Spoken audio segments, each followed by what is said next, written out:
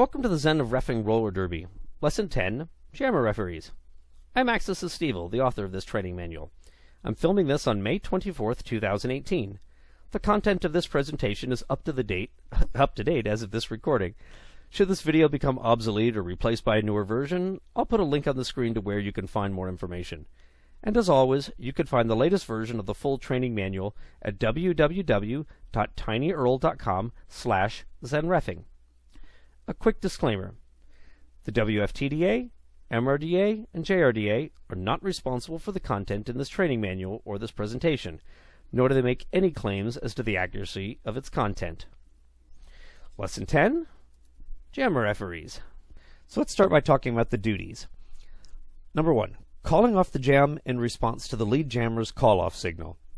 Got to get the jam called off. If you don't call off the jam on time, it creates a huge impact on the game. Penalties will continue being issued. Players are playing. Points are being scored. There's a lot going on. Got to get the jam called off so we know that play has stopped. Second, declare lead jammer status the instant it is earned. Lead jammer status is a very potent effect in the game. Roughly speaking, the team that gets lead jammer the most is likely to win. So there's a pretty good correlation there. So we want to get this declared accurately and fast. Third, we track earned passes on each trip through the pack. Now, I don't say we track points specifically because we're also tracking earned passes towards lead jammer status on the first jam.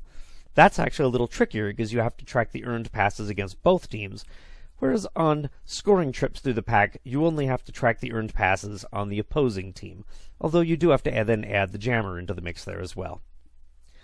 4. Report points earned after each scoring trip through the pack. That's pretty simple. Your jammer gets out of the engagement zone, you hold up the score. And again, we'll go a little more into detail on this stuff a little later and some more stuff here in this lesson. 5. Call penalties on the jammer and skaters engaging the jammer. Now this is really where your focus is. You can, like any referee, you can issue penalties on any skater if you see an illegal action being committed. But your focus as a jammer referee is on your jammer and on the action against your jammer. So if you're, issuing false start penalties for something else going on, or failure to yield penalties following a false start, chances are you're not paying sufficient attention to your jammer and what's going on. So let the IPRs and the OPRs get the other stuff. You focus on the jammer. I like to use the metaphor that while an IPR basically has a shotgun, it's a very wide, a wide field, of debris that it will fire. A jammer referee is like a sniper. They're looking through a sniper rifle. They're looking very, very, very focused at a single shot at a very fine point. And I apologize for the violent metaphors, but it kind of works. We communicate lapping position and jammer lap points to the other jammer referee. This is important. Now, we're going to talk more about this in later lessons on scoring, but being able to track where your jammer is in relation to the other jammer, both when an actual lapping point has been scored and when a jammer is in lapping position, this is important to getting it right, and this is a very easy place to go wrong when you're jammer referee. Jammer referees monitor their jammer on the way to, from, and inside the penalty box. Meaning, if your jammer gets a penalty, that's not a break. You don't get to just, watch the game for a while and not pay any attention. You've still got work to do. So you're watching your jammer. You're making sure they keep their helmet on, their mouth guard in, everything on their way to the box, on their way back from the box when they're going back, back to the jam, as well as when they're inside the box. You are watching for safety gear and penalty box violations. For example, did your jammer, race out of the box? Did your jammer remove their safety gear when they were in the box?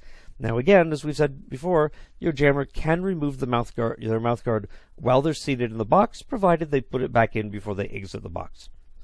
Also, when there's a potential penalty box violation, like your jammer has suddenly raced out of the box, don't necessarily instantly issue the penalty. Try to look up and see what the cues you're getting out of the penalty box staff. They may have accidentally released your jammer. They may have said done early, in which case there actually is no penalty, although your jammer will have to return and serve any any unserved time. You also want to be watching your jam while they're inside the box, simply because if you don't, you may look back and go, oh shit, my jammer's not in the box anymore. Where did they go? And now you're looking around trying to figure out where they are, which, as jammers love to go take the star off their head, may actually put you in a really awkward situation of, now I really don't know where my jammer is, and that's a really bad place to be.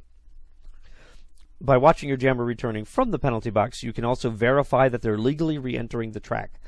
We've talked about this a little bit as primarily being something OPRs are looking at, but in the case of jammers, you might as well do it because you got to be watching your jammer anyway. So you're going to watch this and make sure that they legally enter behind all in-play blockers, excepting that they're allowed to enter behind one friendly teammate. And we'll talk more about that on later lessons on penalties. Finally, you're informing the other jammer referee on each trip through the pack that your jammer is in the box. So just as, for example, we might be like lap point, like tap your helmet or something, to communicate jammer lap points. Again, you might also basically be like, in the box, yell, or standing in the box if your jammer is standing so they know they're going to be returning to the track soon. Another duty, watch your jammer for false starts. A jammer is required to start on or behind the jammer line, and that behind goes all the way around the track, all the way back to the pivot line, although they cannot be touching the pivot line. So even if your jammer is 2 feet in front of the pivot line, perfectly legal. I mean, they're a long way behind the jammer line, but that nevertheless, they're behind the jammer line.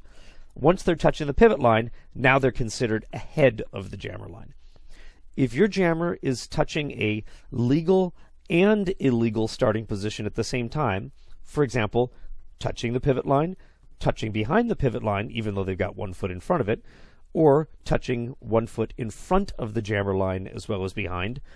In that particular case, your jammer has false start. You would need to issue a false start warning, which, if you notice my hand started to go like this, it's just habit.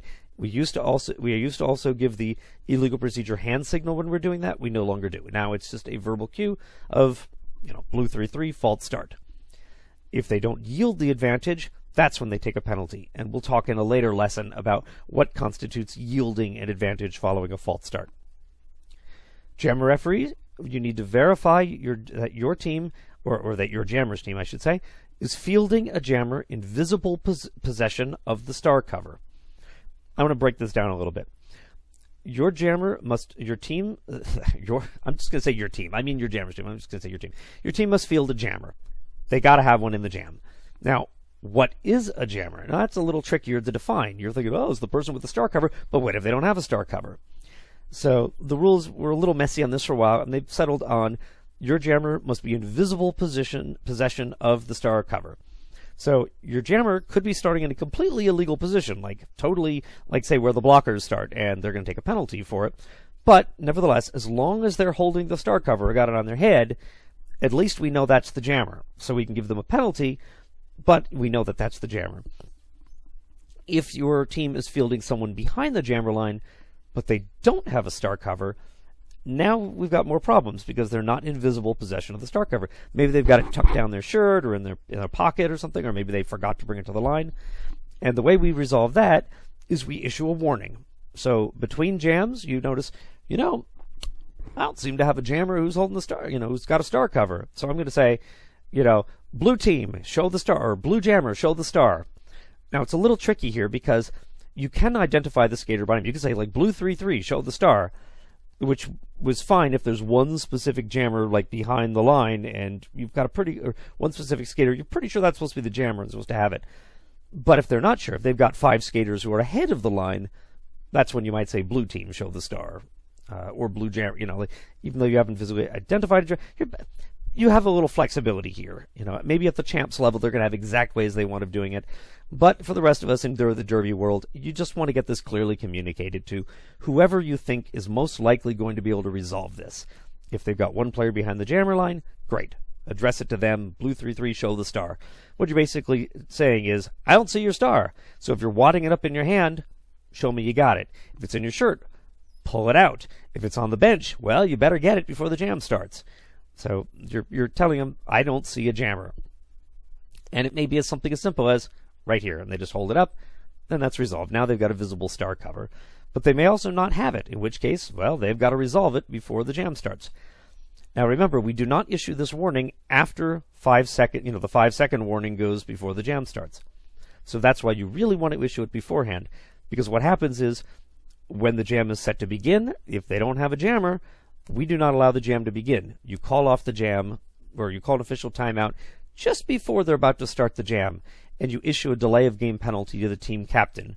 So one little tip on all this, just be sure that they actually failed to defield a jammer, because it would be embarrassing if somebody gave your jammer a penalty, say between jams, and nobody bothered to tell you, and you didn't notice, and so you think they're not fielding one, but no, actually the jammer's in the penalty box. But as long as they are legitimately not fielding a jammer, the team has an obligation to do so. They will take a penalty for this. That's considered a quality of life increase for the team, because, yeah, the captain's going to get a penalty. They have to serve as blocker, but that's far better for the team than having essentially an up to 2-minute power jam for the other team, because this team just doesn't have a jammer, so they just can't get any points for 2 minutes. So, another thing, communicate unusual situations to the IPRs. For example, too many skaters. Like you're sitting there and as the jam goes on and you're like, okay, 1, 2, 3, 4, you're counting blockers, and so I was a 5th blocker. There have 5 blockers out there, and I know it's not the jammer because I see their jammer over there. So, yes, communicate to the IPRs immediately. I think there are 5 blockers, or there are too many skaters. Let the IPRs deal with that. It's not your job to solve that problem. You've got to stay on your jammer, but communicate to them an unusual situation on what's up. If a blocker has withdrawn from the jam or something, you saw they took a bad hit from their jammer and they went back to their bench, communicate that as well. Any unusual situations. Hey, the track's tearing up at turn 3, whatever. Anything unusual, communicate. Finally, you need to wear a color-coded armband or wristband on your left arm that matches the jammer's team. Basically, teams, we have 2 jammer referees out there, 1 for each jammer. Teams on the bench often won't know which jammer referee is on which jammer. That's where the colored armband or like wristband comes in handy. So you just basically, you're when you're holding up the score, your 4 points or whatever you're holding up, they can see the wristband right there that's showing the color. Oftentimes, your scorekeeper will wear a matching wristband, so you'll both have the same color, and everybody can verify that the points are being correctly communicated, because they can see the exact color, on who's working for what team. And as a little side note on that, jammer referees and scorekeepers, you switch teams and wristbands at halftime. So you'll spend the first half on Team Black, the second on Team Red. The reason that this is done is because sometimes one referee is much more strict, say, on certain types of penalties, like forearm penalties or cuts or something. They have a much stricter impact spectrum than the other referee, and that can cause one team to gain an advantage for the half. So we reverse it in the second half to that way even out the situation between the teams. Now let's talk a little bit about lead and not lead jammer. When a jammer earns lead jammer status, their referee should blow 2 short whistle blasts in rapid succession. When a signal lead jammer until they enter the engagement zone of the first scoring trip, continue pointing at the jammer for the remainder of the jammer or until lead jammer status is lost. You're probably, that just, if you're not familiar with jammer refereeing and lead jammer, that might have just kind of gone over your head. So let me explain this. When your jammer earns lead jammer status, which I'm not going to dive into here, I'm going to go into another lesson. The referee blows 2 short whistles. We talked about that in the whistles lesson over there. Tweet, tweet, to signal lead jammer. You're blowing them like 2 rapid short whistles. That signals lead jammer. At the same time, you're holding the L up over your head and you're pointing at your jammer. You will continue pointing at your jammer for the remainder of the jam or until they lose lead jammer status. You will also signal that lead jammer, once you issue it, until they enter the engagement zone on their first scoring trip through the pack. Now, keep in mind, when you issue lead jammer, oftentimes your jammer is still in the engagement zone on their initial trip through the pack. Now, they're past the pack, but they're still in the engagement zone.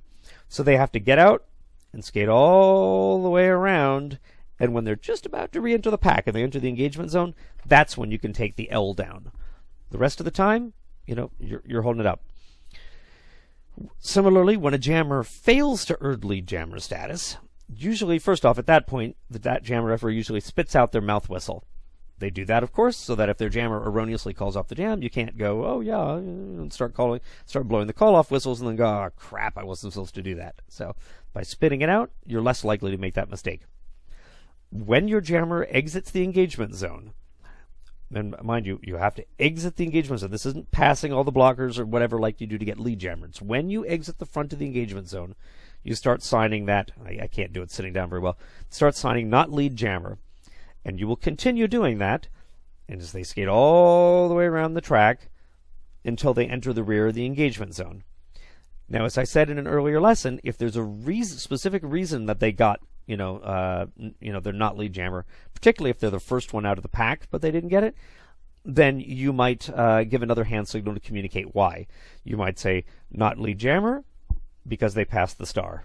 Not lead jammer, because they passed, not lead jammer, because of no earned pass. Or maybe they even got a penalty and went to the box, came back, and they're still the first one out. Not lead jammer because they back blocked. Not lead jammer because they back blocked. Like you're just giving a little information there that kind of helps people looking to understand why they didn't get lead. Either way, you'll continue signaling that until they enter the rear of the engagement zone, and then you can stop. Now, there's a couple little tricky situations in here. Number one. What happens if the jammer falls back into a prior trip through the pack? So, for example, your jammer is, on their initial pack, their initial trip through the pack. Your jammer gets lead, tweet, tweet, and then your jammer gets out of the engagement zone. So they're on their first scoring trip through the pack, but then they trip and they fall, and the pack catches up, and they just totally suck back into the pack. Well, what do? You continue signing lead, because remember, you hold that up until they go all the way around into the rear of the engagement zone. They haven't done that yet. So now you're holding it up, and you're continuing to point. Now, there are very few times when you're going to be holding up either the L or the score with your hand while they're in the pack. And that basically, that time will always be if they've fallen back into a prior trip.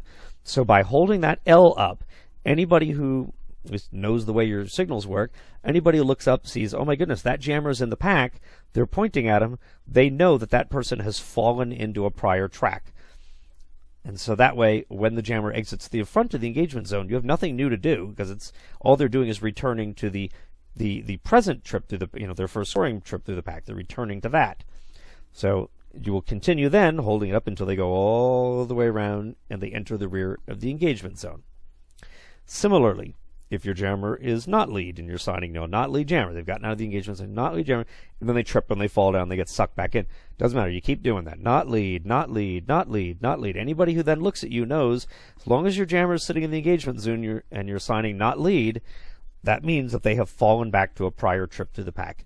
And you're going to continue holding that up, or continue doing that until they exit the front of the engagement zone, and then they have to skate all the way around and enter the rear of the engagement zone.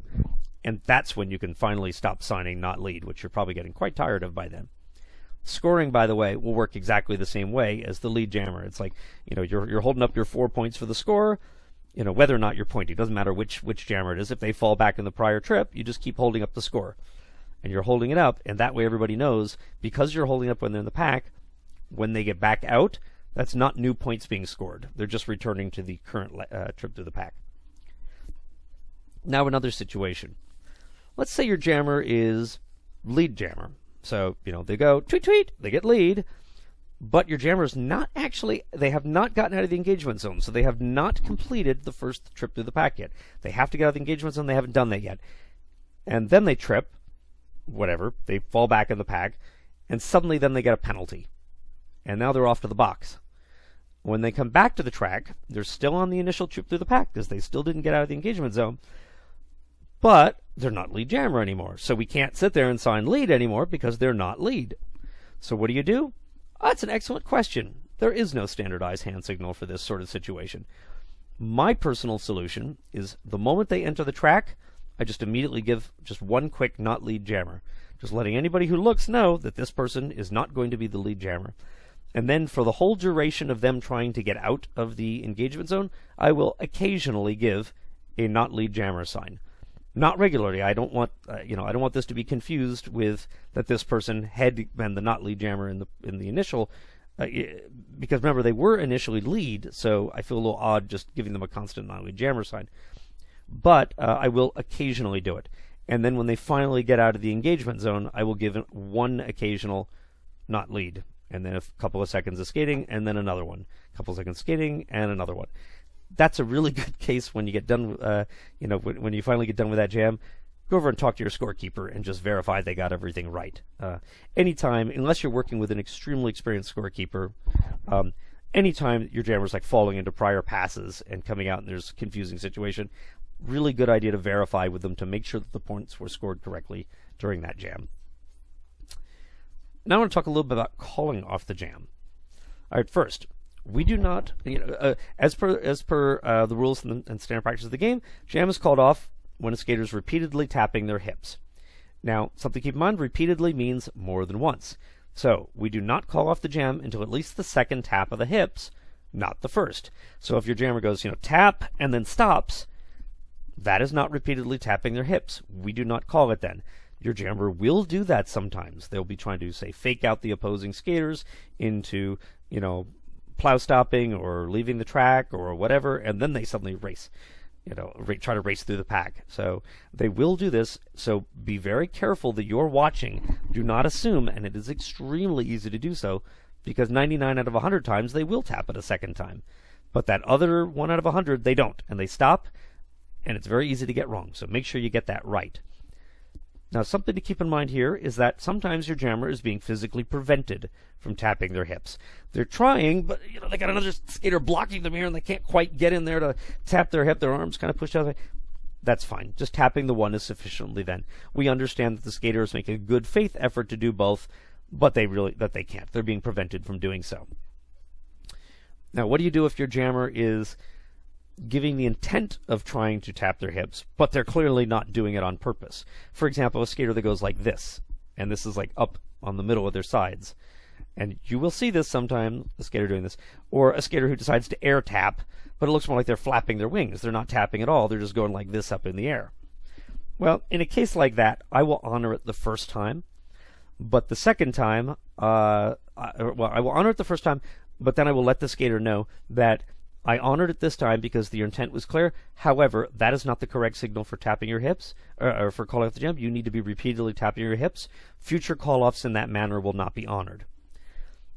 I make this sound like I'm all cool about this, but I actually had a game where I didn't, and the skater was, it wasn't even close. It was just like 6 inches away, and it was a sanctioned game, and she's tapping, and I wouldn't call it.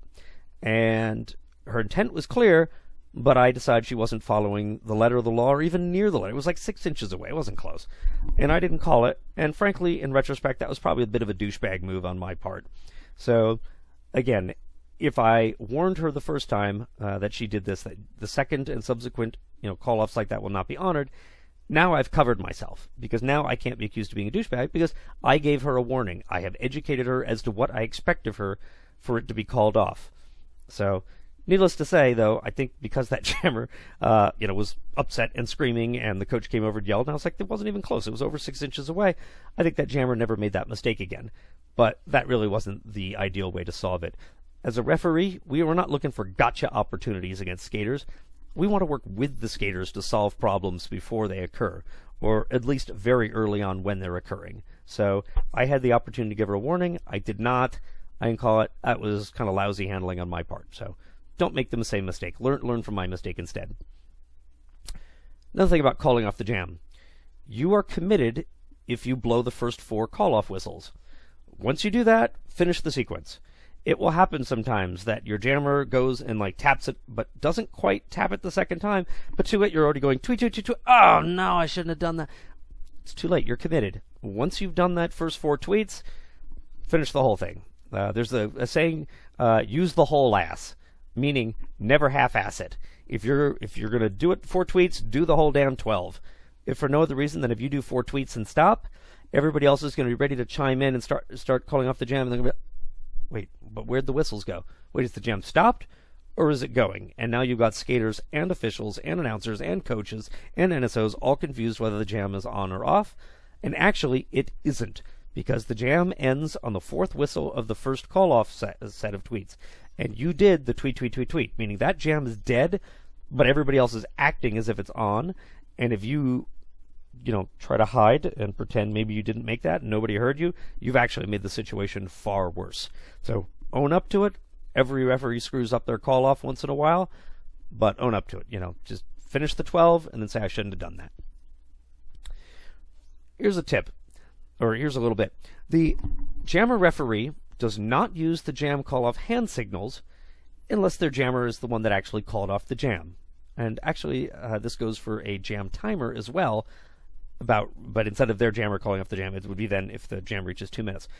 This is sort of odd. Basically, all the referees are matching, like tweet, tweet, tweet, tweet, tweet, tweet, tweet, tweet, tweet, tweet, tweet, tweet, like they're tapping. But the jammer referee, the one whose jammer called off the jam, they're the only one that uses hand signals. The other jammer referee and the jam timer will not. They will blow the whistles. They don't use the hand signals. If the jam ends after 2 minutes, that's when the jam timer gets to use the hand signals, and neither jammer referee uses the hand signals. I don't actually know why this is the case. I'm told this is so that people can instantly look at the jam timer and the jammer referees and see which one called the jam by virtue of which one is, tapping their hips and which, who isn't. In reality, I've never really known anybody that looked. Some people say they do, but I don't know. I find this a little bit of archaic, but apparently it has some utility. So either way, let's get it right. If for no other reason, then someday you will be at a tournament and you'll have a board tournament head referee that's going to specifically watch to see if you're getting it right, and they're going to clamp down on you if you don't. Another thing on calling off the jam. As a jammer referee, you want to learn to recognize moments when jammers tend to call off the jam.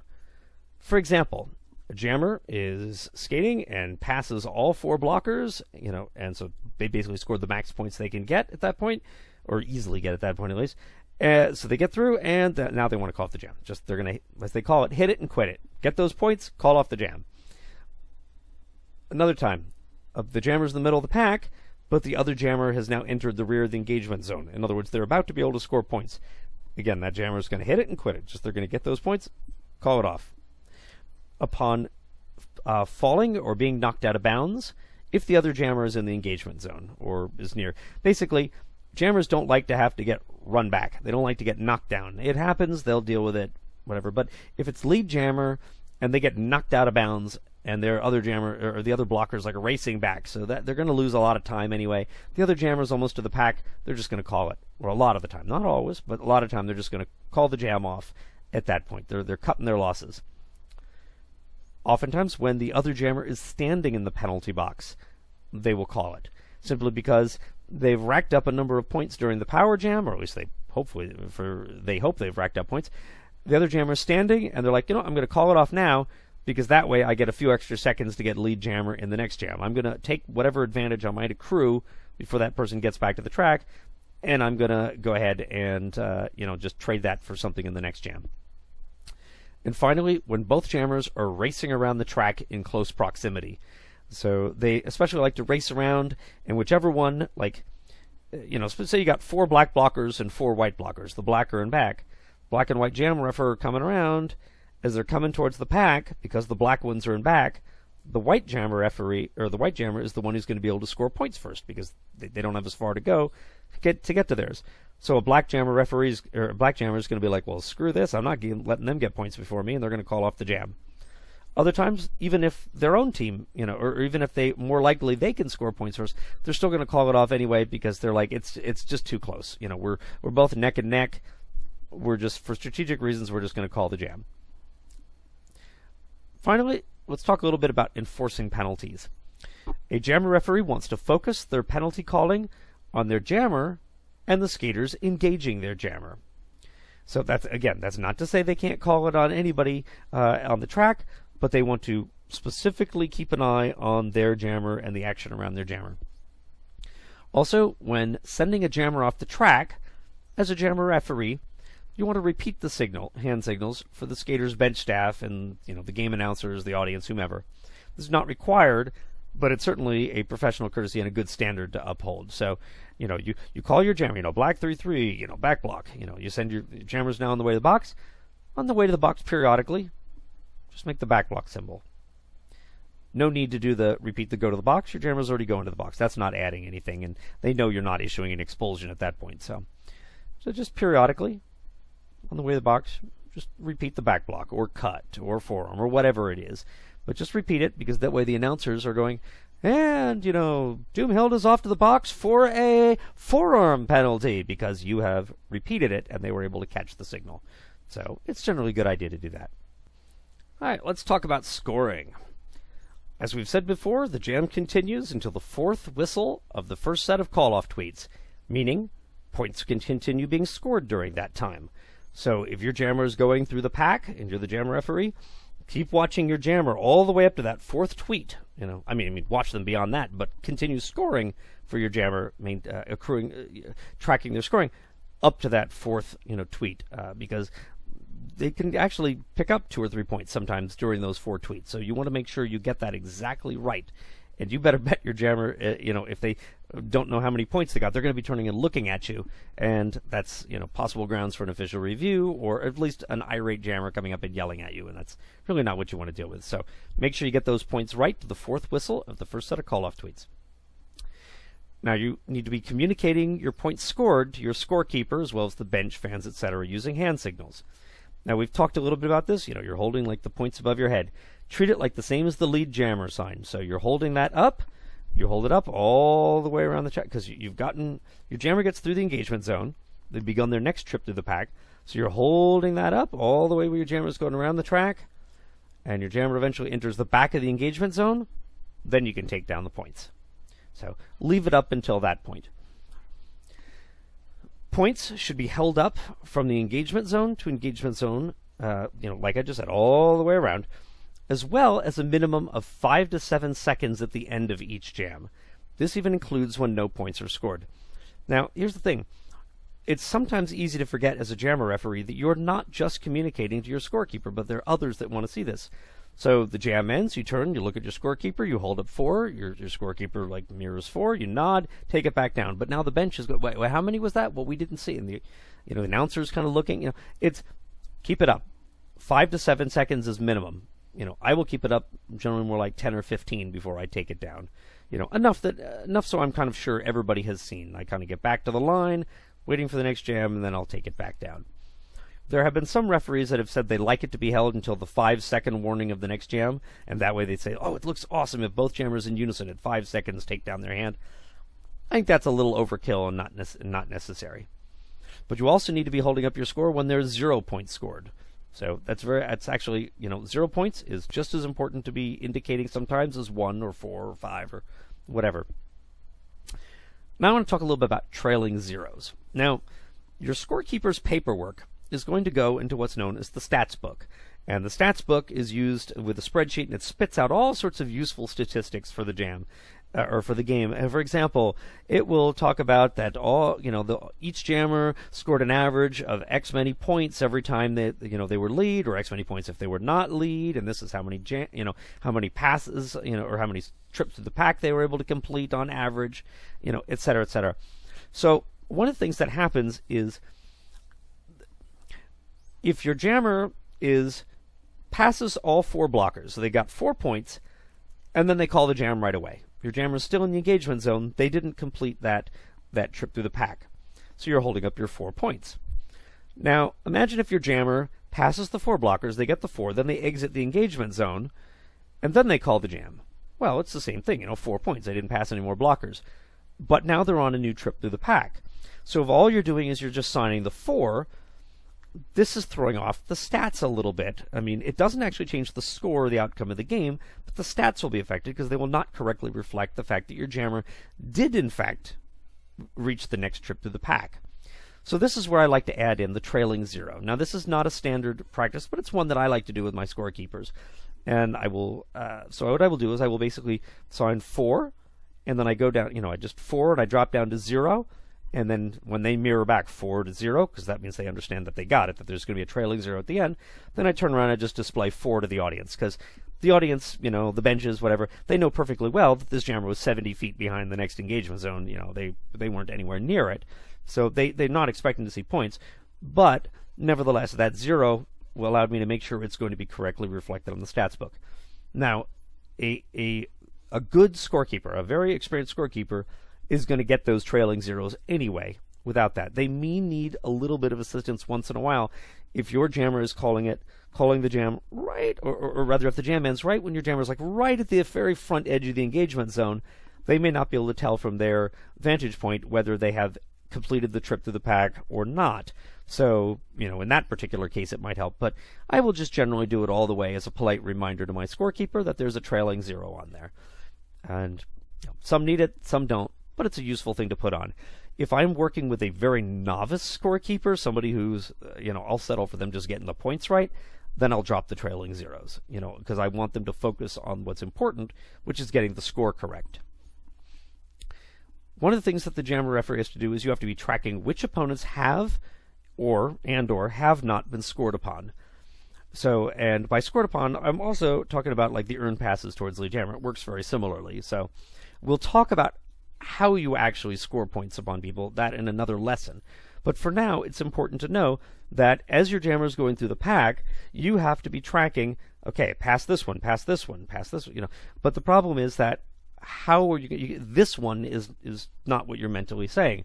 You could, for example, look at numbers. Okay, past 2-5, past 1-4, but the numbers are all sometimes hard to read, or you can only see some of the numbers, or it's not very useful to look at numbers. It may be better than nothing, but it's not. My particular thing, I love to look at helmet colors.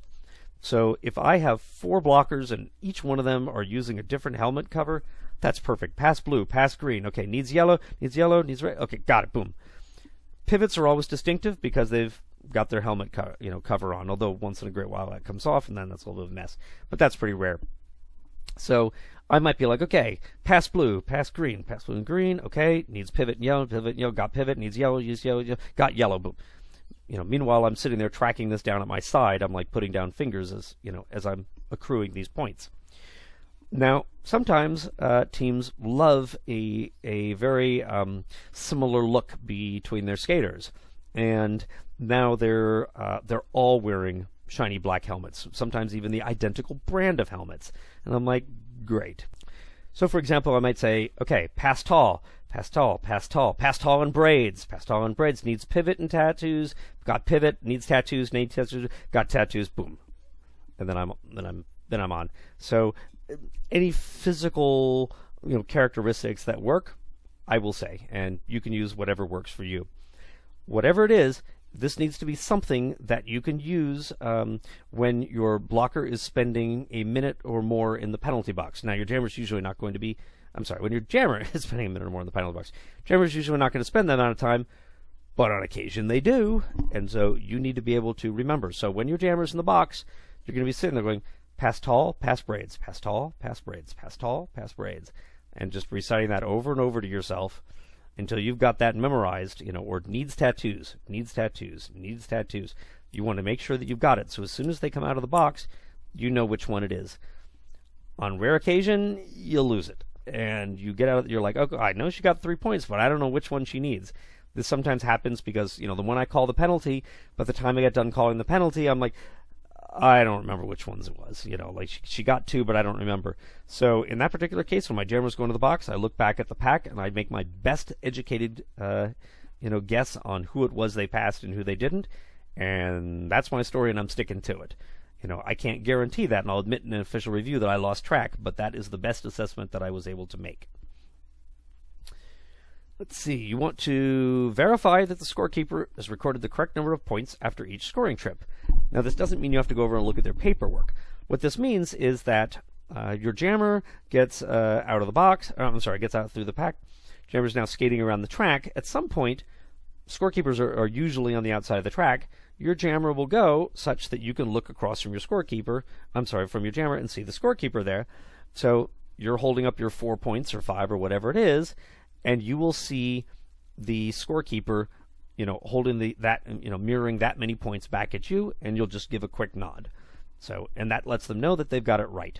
Now, on occasion, there will be times when you initially hold up 4, and they're like, oh crap, there was a lap point, and then you have to fix that, or there was a box point or something, and you'll have to fix that number from 4 to 5. So if your scorekeeper is not looking up, which is kind of a bad habit some do, they're sitting there, they're holding up the 4, and they're writing down the paperwork, and you're going 5, 5, 5, 5, 5, and they're just they're oblivious like that. Now you know you need to go fix that after the jam. And while they should have been looking up, some of it's our fault that we switched from 4 to 5. But either way, we want to make sure that they've got it right. And plus, if they verify 4, and you're like, okay, good, they verified it, and then a moment later you realize, oh crap, there was a box point in there, I forgot. Now you know you need to go talk to them off the jam to make sure that that box point gets correctly recorded. You really don't want to lose the points. That's not what you want to do. Another thing, when you meet with your scorekeeper, well, actually, let's move on. Let's talk now just about working with scorekeepers in general. When you want to meet with your scorekeeper before each game.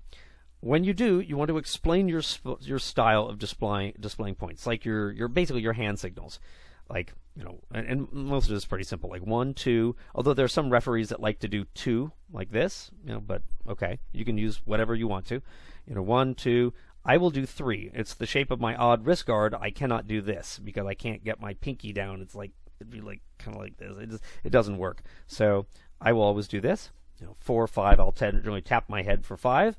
Others don't. They do like this, for 5, or they've got their specific little their personal style of doing it. Scorekeepers can work with a referee no matter what their style is. They just want to make sure that they know it in advance. I will also do this. This is my sign for did not complete the initial pass. This means that my jammer was on their initial trip through the pack for the entire jam. They never got out of it before the jam ended. So not only would it be 0 points, but they have to check a specific box on there. So this is not 0 points. This is not 1. Did not complete the initial pass. If I'm thinking and I'm behaving on a good day, I will go over and talk to the announcers before a game, and I'll let them know that this is not 1 point, but this did not complete the initial pass. So now the announcer can interpret my hand signal as well. You also want to coordinate how your point tracker is going to confirming points back to you. Generally speaking, it's going to be what I said before. They're just going to be, holding up the exact same sign that you hold up. On occasion, that won't be. In the olden days, when visible scoreboards were not as big of a deal, or in some gyms where they're using like the electric scoreboard up on the wall or something like that, sometimes the scorekeepers were actually stationed in the middle and they were verbally confirming points. We had a game not too long ago when our projector died, so we had to go back to the old system of doing it. So the score trackers were now confirming points verbally. So every time the jammer referees went by, then the score tracker would be like, 4 points, got it, like this. So they're because the referee can't look up. So however you do it, just make sure that you got it, you're able to get that confirmed, give that nod that they've got the points correct. Here's a little trick you can teach your score tracker. This was taught to me from Rev Riot, who's a level 5 referee in New York City at Gotham. And he basically said, when your jammer's in the box, sometimes you forget whether you're on the initial trip through the pack or a scoring trip through the pack. And that is incredibly bad because now you've got a 50-50 chance of making a complete and utter ass out of yourself when you get back to the track. So, or when your jammer gets back to the track. So what do? You look at your scorekeeper and just tap your wrist, like this, like this. And your scorekeeper can glance at their sheet to verify and basically say like, did not complete the initial pass, or on the first scoring trip, second, third, fourth, whatever, like that. Basically, you just want to see if it's going to be this or something else, and then you're going to nod and say thank you. This is sign language for thank you. Thank you, and you owe your scorekeeper a drink at the after party. So for saving you from despair. So you generally speaking, you won't need that. You will not need that the vast majority of the time, but once in a while, it's going to save your ass. So it's a good idea to teach that to your score tracker, because you really don't want to be yelling across the track, am I on the initial or a scoring trip? Like that's not professional and does not build confidence in your reffing. Finally, at the end of each period, you want to just check your scorekeeper's math on the sheet. It is very easy to make a math error even with calculators, and so it's just a good idea. Just double check, add every jam across, add the column down, make sure that they've got it right. Now let's talk a little about whistles. Jammer referees have sort of unique whistle needs. Their approaches vary, but an excellent one is like at the beginning of the jam, both jammer refs start with a whistle on the lanyard in their mouth. they keep this in their mouth, throughout the initial trip through the pack until one jammer becomes lead. At that point, the not lead jammer, they spit the whistle out of their mouth. Because again, remember, that way they can't accidentally instantly call the jam if their jammer suddenly starts tapping their hips. So now, because you don't have the whistle in your mouth anymore, you got to have a finger whistle on. So make sure you've got that. The lead jammer, lead jammer referee, will then keep that whistle in their mouth for the duration of the jam, but they will spit it out if their jammer loses lead jammer status. For example, if they commit a penalty and they go to the box, or if they remove the star from their head, which means they lose their lead jammer status. So in that case, then they spit it out and they rely on the finger whistle. Now, this requires that you've actually got the finger whistles, which, mind you, is an extremely good idea because on occasion the whistles break and fall off. And suddenly you're a jammer referee who can't call off the jam at that point, and you've got big problems. And nobody wants an official timeout, so you can go run back to the locker room and get another whistle. So make sure you got spares in your pockets, make sure you got a finger whistle on, make sure you got one around your neck. Generally speaking, the more whistles you got, the better. If you choose to only use a whistle on a lanyard, and I have known very skilled jammer referees that they don't do a finger whistle, they've got one around their neck at all times. Have a backup whistle in your pocket so you can instantly grab it. So, at the very least, you want to have a second one on you that you can grab somewhere. Now let's talk about a few little tips and tricks for jammer referees, or just things to remember in general. Number 1, the priority of duties. We said that jammer referees call off the jam and declare lead. That's, apart from safety concerns, that's their top priority, calling off the jam and declaring lead. That takes priority over reporting the score. You're holding up your 4 points, somebody, calls off the jam, boom, you pull that hand down, call off the jam, and then you put the 4 back up. It's more important. Scoring, in turn, takes priority over issuing penalties. Now, that's not to say that, if you're holding up 4 points and your jammer cuts the track, that you can't pull the 4 down and, do the cut track, but however, you can go back to holding the 4 up afterwards, at least long enough to make sure your scorekeepers got it. But generally speaking, you have to be maintaining the scoring. Even if a penalty is being issued, you have to make sure you've got that score right up until the moment that your jammer committed the penalty, or maybe it's not even your jammer that committed the penalty. It's somebody who did the penalty on your jammer. So you have to be continuing to track their score, on anybody else they pass while you're issuing the penalty for whoever it was that committed the penalty on your jammer. So if you're in the middle of issuing a penalty, you're blue 4-2, and suddenly your jammer is like tapping their hips, drop the penalty for a moment. Call off the jam. So it'll be like blue 4-2, tweet, tweet, tweet, tweet, tweet, tweet, tweet, tweet, tweet, tweet, tweet, blue 4-2, cut, or whatever. Get that jam called off, and then go back to the penalty. One little thing to keep in mind: if your jammer is the one that committed the penalty, from the moment they committed the penalty, they are no longer the lead jammer. They can't call off the jam. So you'll see this sometimes where your jammer cuts the track, and as they're coming back in, they start calling off the jam. And instead of seating their cut and going, leaving the track, in which case they can't call off the jam because they just lost their lead jammer status. So jammers are usually not too happy at that point when they get a cut. They're like, well, I got a cut over there. I just was calling off the jam, but too bad they got the penalty. So, and we'll talk more about the cuts and seating and stuff in a later lesson. So jammer referee need to listen to the IPRs for important announcement. They're going to talk about lead is open and closed. They're going to talk about pack formation. No pack. Pack is here. Pack is front. Pack is back. Out of play. In, out of play. They're going to all this stuff. Very helpful to know this. As a rear IPR, and I really didn't even mention this in the last lesson, but as a rear IPR, oftentimes when the jammer referee is first arriving, this jammer is coming into the pack, I will just quickly do pack is all. Pack is here. Pack is front. Whatever. Because basically, I'm just giving the jammer referee who's arriving just a quick assessment of where the pack is. Now, it might be obvious. They may be able to see, oh, yeah, all eight people are standing there in 2 walls of 4. It's very obvious. But it might not. I mean, the pack might be really scattered all around, and they're not quite sure where it is. So saying pack is front, might be very helpful for them. You also want to be listening. Sometimes the IPRs will communicate where the other jammer returned from the box, whether it was ahead or behind your jammer. And we'll be talking about this more in scoring, but that's important because that will affect how scoring will go down. So if the other jammers return behind, they might say, other jammer returned behind you, other jammer returning ahead. And that doesn't mean anything to you now, but it will mean something to you when we talk about scoring. As a jam referee, you want to watch for nodding or the no earned pass hand signal from the OPRs whenever your jammer is skating near the outside track boundary. They may give you a really useful piece of information that you need to take into account. Another tip, never look away when your jammer is in the pack. It is Murphy's Law. The moment you look away, your jammer is going to call off the jam. Now, if you have the lead jammer, they could be doing this anywhere on the track, but they're more likely to do this when they're in the pack. Also, if you look away from your jammer when they're in the pack for some reason, two things can happen. Number one, you're missing penalties on or against your jammer because you're not looking at your jammer.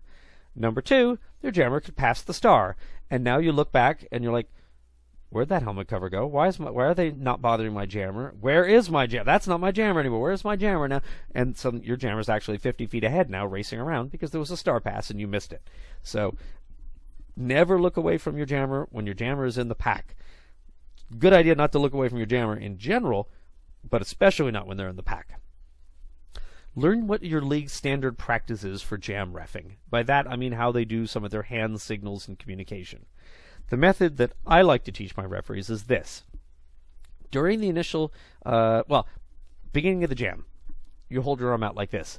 This is sort of an archaic, old thing, because in the days of minor penalties, and if you don't know what that is, be grateful. But in the days of minor penalties, they might assign 2, because they're communicating that their jammer has 2 minors. But that doesn't matter. What it's kind of stuck around now, they're just signing 0, but you're showing the wristband, so that the green jammer can look up and instantly know that you are the green jammer referee.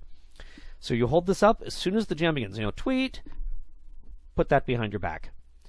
And now you keep this hand behind your back for the rest of the initial pass. It's back there.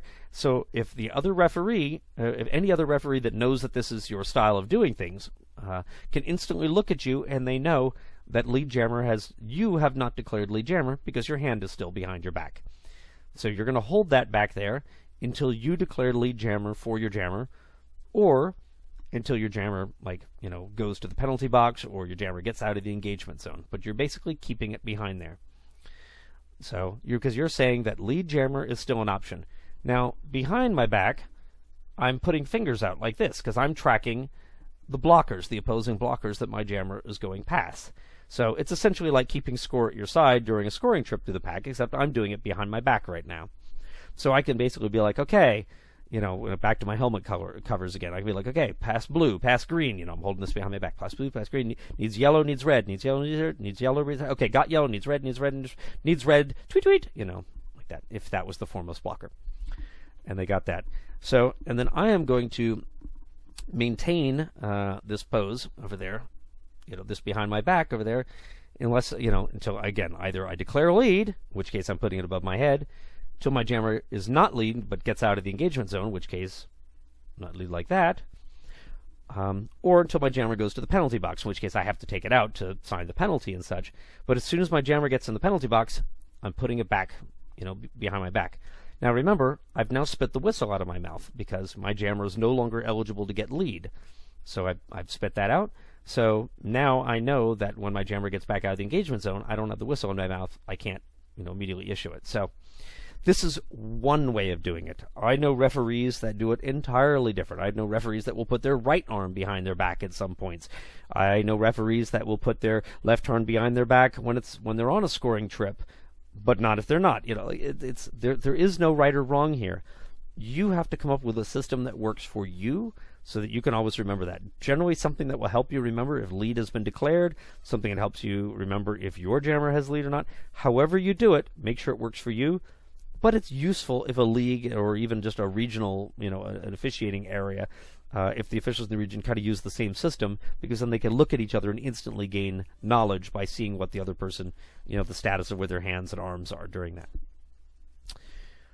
When blowing your whistle may be imminent. Oh, I suppose I could have put this up my whistle section. But when blowing your whistle may be imminent, for example, you're about to call lead jammer, have an inhaled breath ready. So your jammer is just about the engagement zone, and tweet, or tweet, be ready to go. So even a half a second delay could allow the other jammer to be declared lead. Or, in the case of calling off the jam, it's the same sort of thing. You want to have that breath ready so you can get that jam called off. If you think about it, let's say during a game, let's say there are 40 jams in a game. your jammer gets lead half the time. So that's 20 times. Let's say your jammer calls off the jam 2/3 of those times. So that's, we'll call that 13. So, but if you're even, excuse me, even half a second late, that's 6.5 seconds of extra time on there that you were late in calling off the jam that the other jammer could have, been accruing points during. So maybe it didn't make a difference. Maybe it did. It's only half a second per jam. That's not a lot, but nevertheless, why risk it? So let's get that right. Have that breath inhaled, ready to go, get that jam called off. Finally, a little note on positioning. Jammer referees should generally be parallel with their jammers, not ahead or behind. So when your jammer's in the pack, you're tracking exactly alongside your jammer. Your jammer goes back, you go back with him. Your jammer goes front, you want to basically stay with them. Now, that's not to say there aren't times to adjust slightly. I, for example, will fall slightly behind my jammer when my jammer is just about to enter the pack, because I want to watch and make sure that they're not going to back block anybody on the way in. So that can kind of help. If it looks like they've left a wall, like a big hole in their wall, my jammer's about to just race through the pack and not get stopped, then I'm not going to duck back. Instead, I'm going to try to stay with my jammer, because they're about to accelerate actually as they're going through the pack, because they want to get out before they can be blocked. So if I'm slowing down and they're accelerating, they're just going to fly past me. So being able to predict what the wall looks like and predict what your jammer is going to do is very helpful.